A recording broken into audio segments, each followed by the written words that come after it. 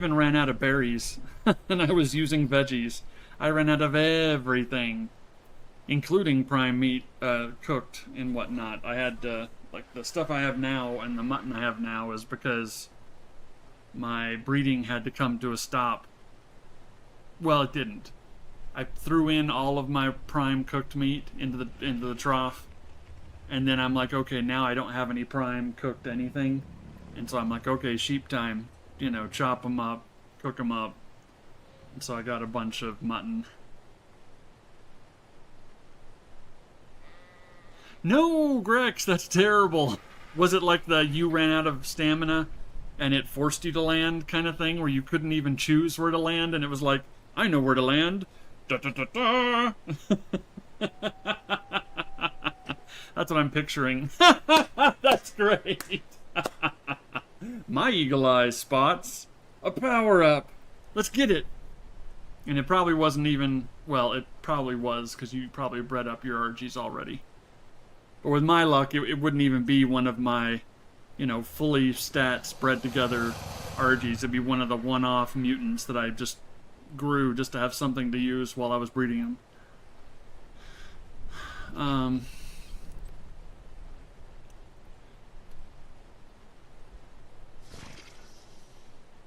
Cooked prime 150. I do like using cooked prime on the nanny because, yeah, it basically it lasts so much longer than raw meat before it spoils.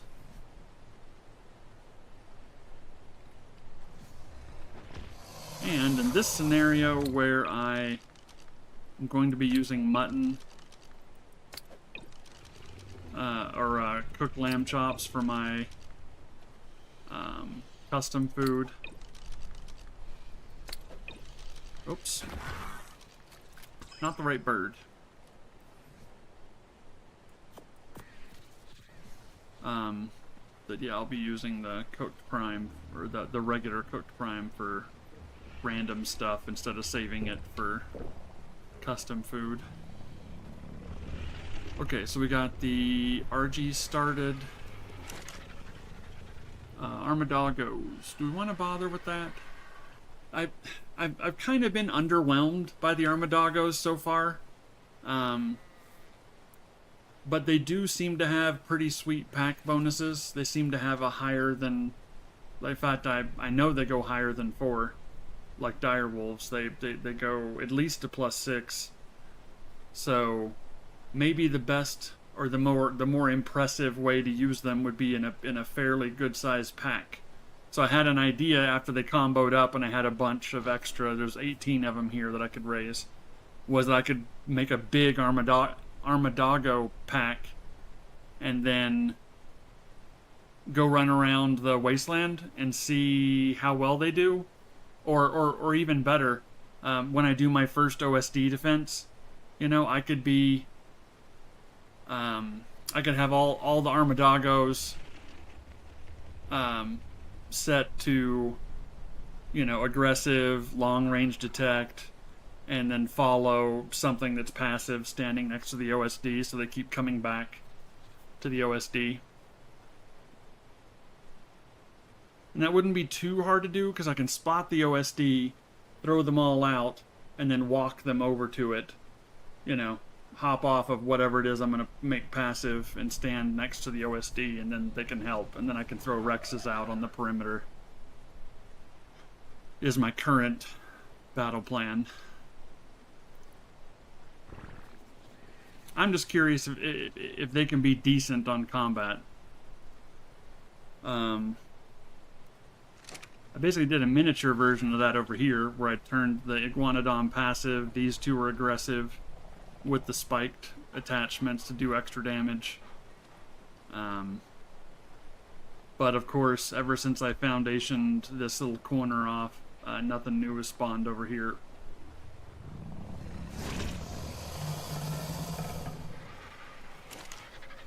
Let's see. Gachas. We have a lot of gachas. Don't really think I'm going to need the Pteranodons anymore. I have a handful of them tame or bred. Let's cut it down to like 6 back up. or 4 backup pteranodons I can raise.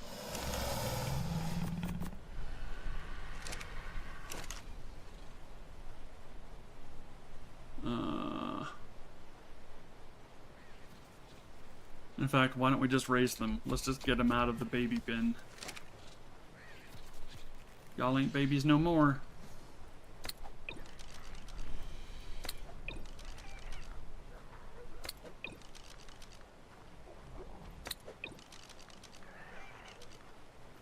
Okay. Well, and that's just it. The attachments are the part that's been underwhelming. So I was thinking, at least to me, it seemed underwhelming. I still need to test the hot and cold protection.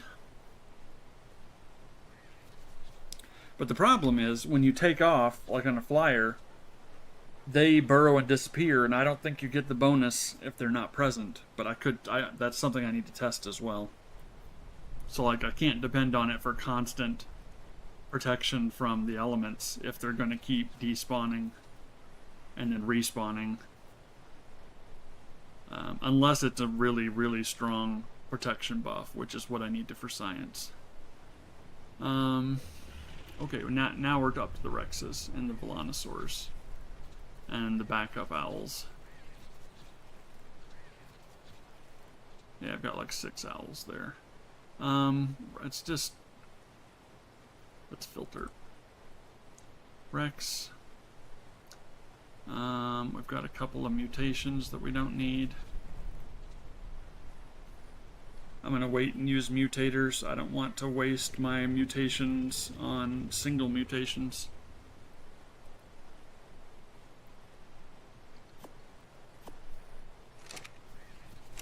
So we'll ditch the mutants.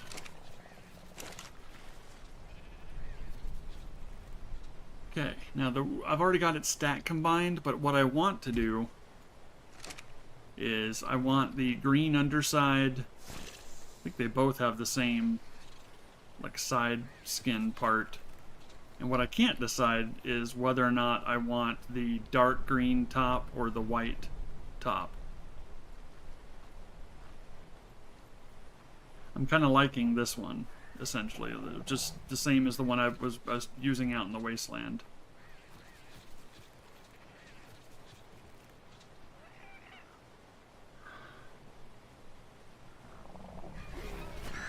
Oof, that's a lot of color differences.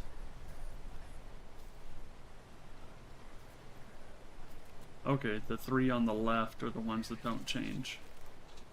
Just the 2 on the right that do. So I want bright green on the last slot and maybe dark green on the remaining one, or the next to last. So green is what we're probably looking for. At least just to see what it looks like comboed like that.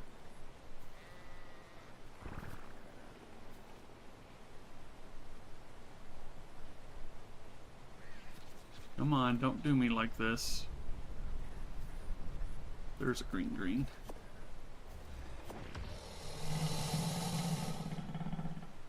No females, though. That's a bummer.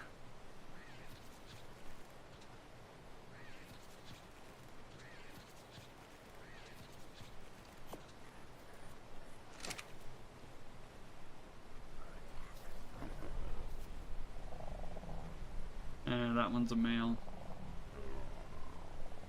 So let's see what these look like.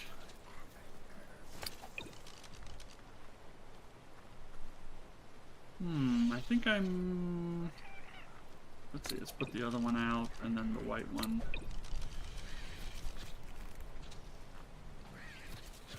I think I like the dark green top the best. Yeah. Well, that's unfortunate, because these are males, that's a male. Alright, so we'll pick this one up, and we can leave that one, actually, because the male is the one that we do want. 230. That one. And then the female that's close but not quite.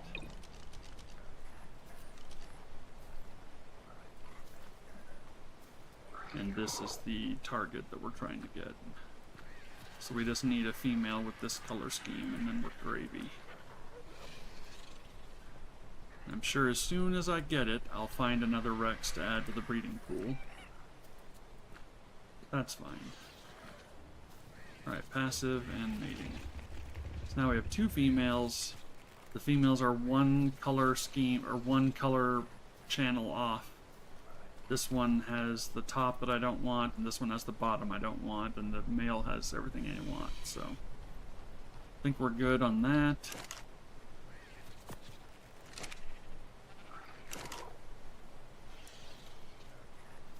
The rest of the Rexes we can use to power level something.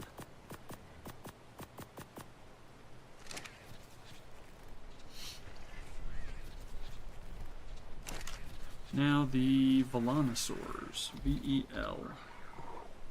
Oh, we've got a bunch. Oh, that's because they're not fully stack combined. Is 230? Oh, 230 is what we're looking for, apparently. Most likely. It's the highest level and no mutations. Do we have a 230? We have a 221. Oh, nice. The male's the green color that I like better than the brown. Let's just make sure this has better stats. 34-23, better. 25-43, same. 41-35, 42-35. Okay, so these females are all around better than this female.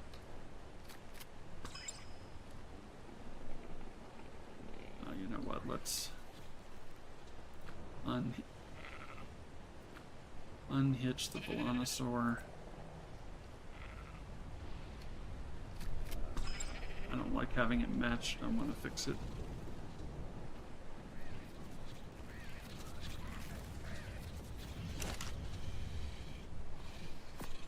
That one away.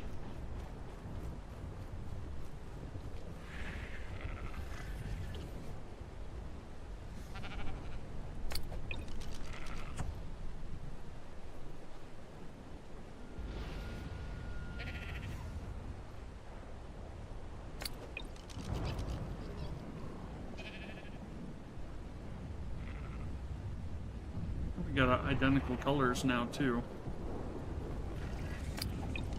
Oh, no we don't.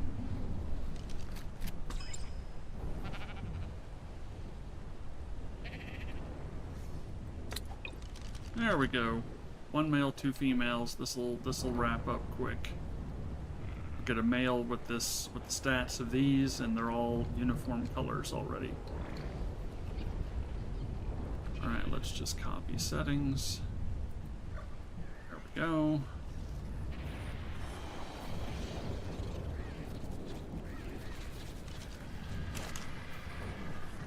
Bell. Grab them all, toss them in the bin.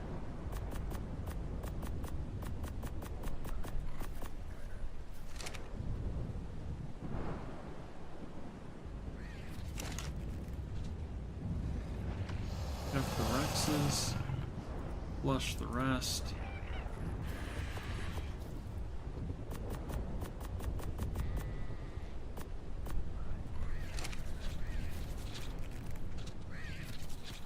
Okay.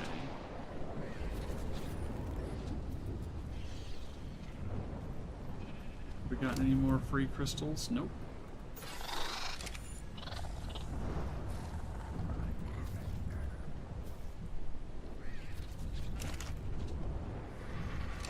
Okay, wait. We didn't check the end. Oh, we do have an extra Velanosaur egg. No, don't eat it. It's gonna get grabbed. Oh, maybe I can catch it. Ha! I beat you to the draw, Cryo Fridge. But it's not a good enough level, so... it's not the right stats.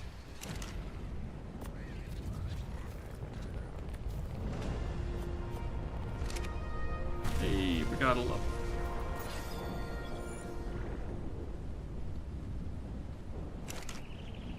Yeah, I know I'm gonna get, well, like, eventually I'll probably be rolling around with a full tech suit at least some of the time. And while the full tech suit does give you some heat and cold protection, it's not as strong as wearing like a full suit of fur for cold or a high-end ghillie for heat. It's just a really solid middle ground. From at least in ASE it was. So I might end up needing the otter and or a good fortitude stat to bridge the gap if I'm going to roll with tech all the time. Besides, rolling with tech all the time is dangerous, because it's an expensive repair when you have the improved tech pieces. Real expensive. Like, you don't want to take that crap somewhere where you're fairly certain you're going to get wailed on. Like, I'm going to tame Volanosaurs. I'm not going to wear tech. Hell no. That is just begging for expensive repairs. Okay. We got meat. We've got... Rexes aren't quite done. The Volanosaurs aren't quite done. They're close, though. They're one step off. Either one color channel or one stat. And then those will be done.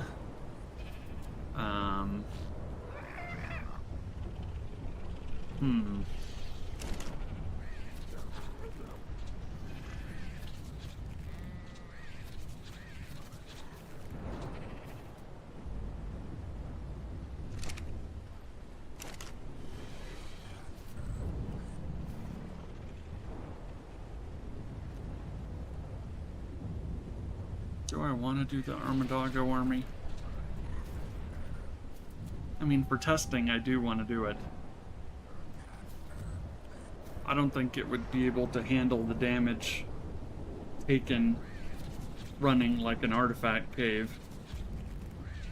Oh, that's another thing I need to do today. I need to try and run an artifact cave, at least partially. See if I can score any drops. And if nothing else, swipe the artifact at the end. Because I do want to get the auto crafter, and I think it requires...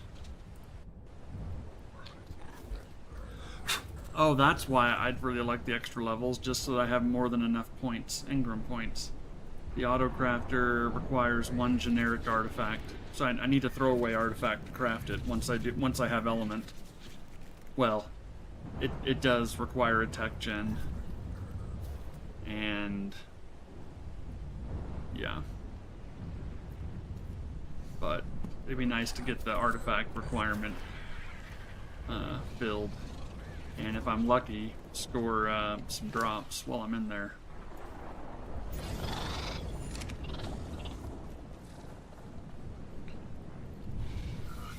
Oh yeah, what am I... Oh, I'm not wearing ghillie anymore. Let's repair our ghillie. The suit that I got... Oh, let's pull the tribute out of here too. Tribute...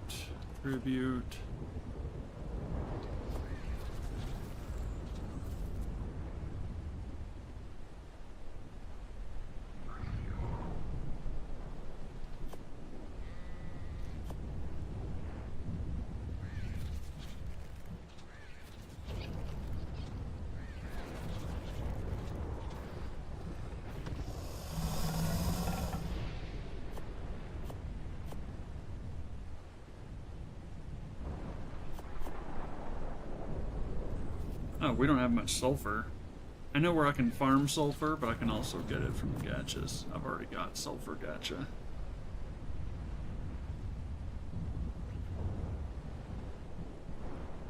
Where's my coal at? Oh wow, I've got like 200 something mistletoe and 400 something coal. Could corner a Santa gacha, or a gacha clause, and like gate it in so it can't get any, so it can't walk away basically. throw the food in the middle and see what we get.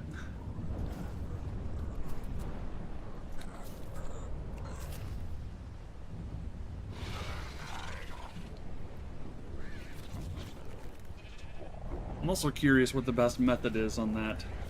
Like, I know you drop stuff by 10, like for taming them structure-wise, you know, you give them like 10 metal pieces or 10 whatever. I wonder if it's still increments of 10 that you should do it in on dropping the mistletoe and coal, or do single drops, or you know, whether it just picks it up into its inventory and just processes them, in which case you could just drop the full stacks. But since you can't monitor its inventory, I doubt the last one is the right way to do it. I'm thinking it's probably in increments of 10, probably.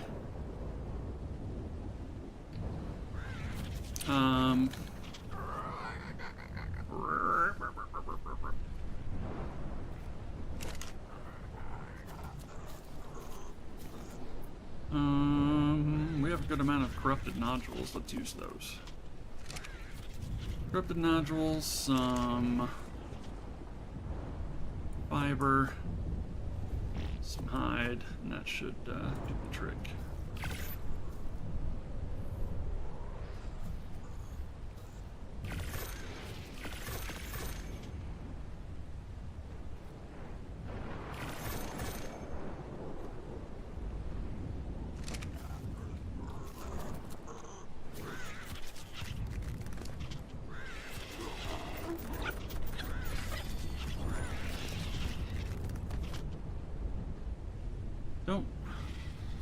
I think with the between my fortitude, the otter, I should be okay pretty much everywhere, other than the artifact caves, like the snow cave, the ice or snow artifact cave.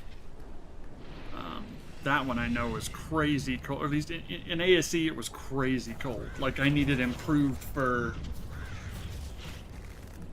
in order to survive there. And even then, it was ugly. Like, I tried running it because of the how easy it was to get overrun with the high damage critters there. The polar bears, the over-leveled polar bears and dire wolves and such. Like, I didn't want to commit expensive armor. And I remember, like, almost freezing to death. Maybe even freezing to death more on at least one occasion from trying to run it with not top tier cold protection. So maybe we'll wear the ghillie for now. Plus it's cheaper to repair than the riot piece that I've got in here somewhere.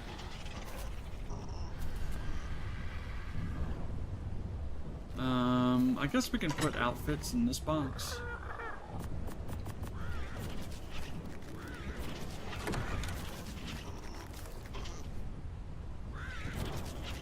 Put the corrupted nodules back. Let's put the tribute away. Because I do want to be able to just eyeball how much tribute we have and like what kinds. This seems short to me as far as what's possible. I know that there's sauropod vertebrae that I could get, spinosails that I could get, gigahearts,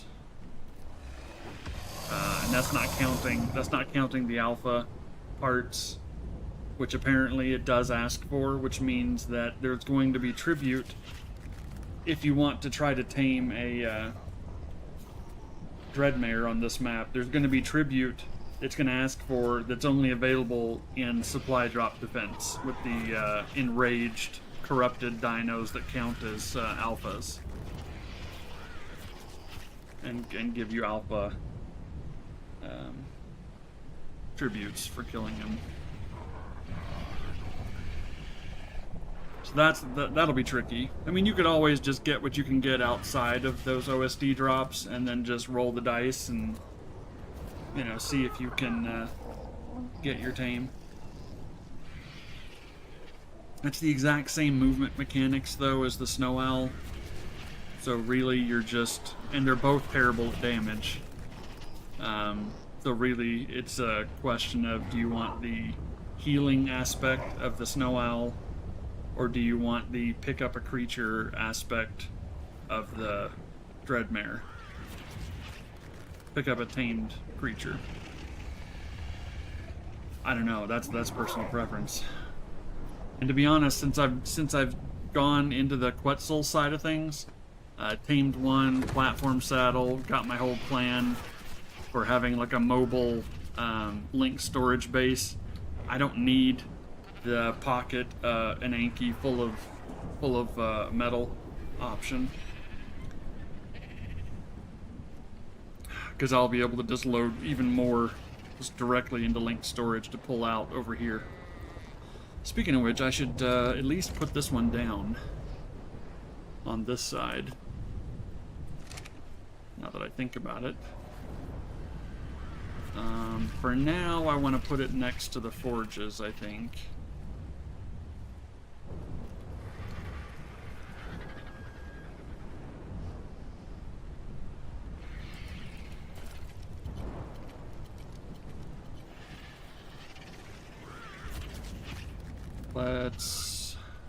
We already have the Yankee. I have too many dinos on me. I don't need this much stuff. Well, I kind of do. So I want to experiment with the Volanosaur. The Rex is my throw it out and kick some butt. The Owl would be if I need to heal. Since I don't have Med Brews, this is a way for me to heal myself, is to throw it out, jump on, and do the heal move. The Anki. Actually, let's just fly down there. Let's do the local metal first, real quick.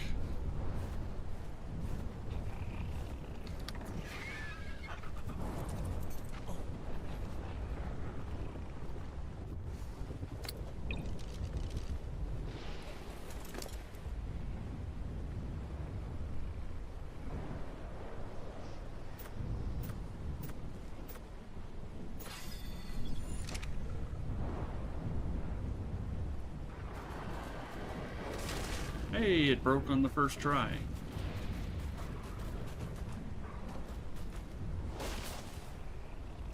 It's like I know that it's going to be janky, so I just go ahead and get into weird angles because I know it's going to be required. Oh, there's a beaver that's stuck in the crystals.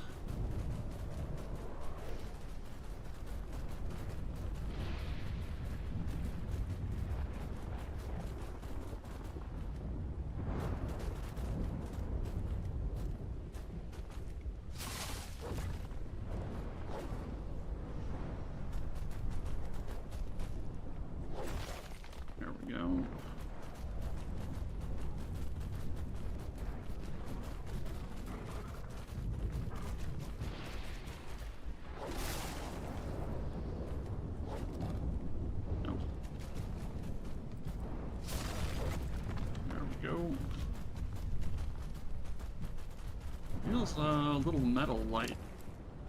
Now it's the right amount. Since I upped the melee a bit, I'm getting a little bit more. Nice and quick, 1300 metal. We don't need the crystal. There's absurd amounts of crystal to be had from the street lights and park benches and stuff. With the Doed.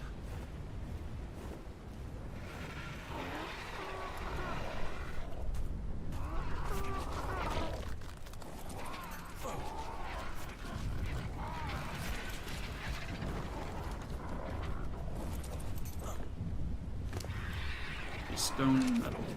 So pull the stone. That's the wrong thing.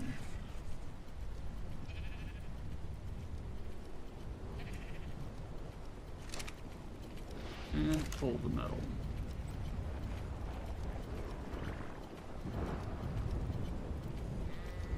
Sounds like our link storage has started working.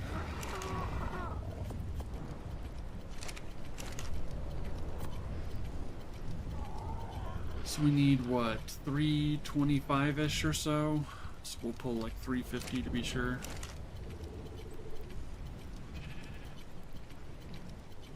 Should probably get some more wood while we're at it, because we're going to come back with a ton of metal. And this is all said and done.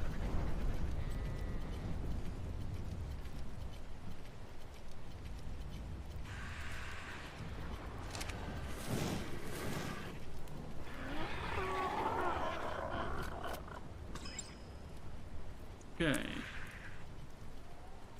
Let's get our mammoth. Mammoth. Mammy. I'm actually getting a little bit of a headache. Pick something for that.